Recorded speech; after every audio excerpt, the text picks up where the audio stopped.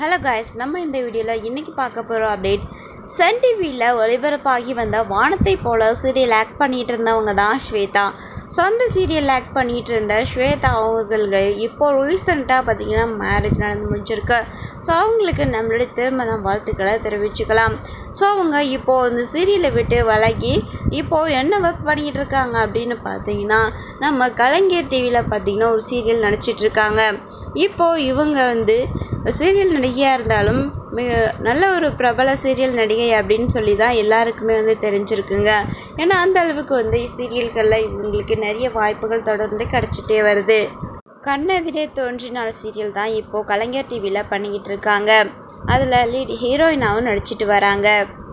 இவங்க மதுசௌந்தர் அப்படின்ற ஒருத்தங்களை தான் இவங்க இப்போது மேரேஜும் பண்ணிக்கிட்டாங்க.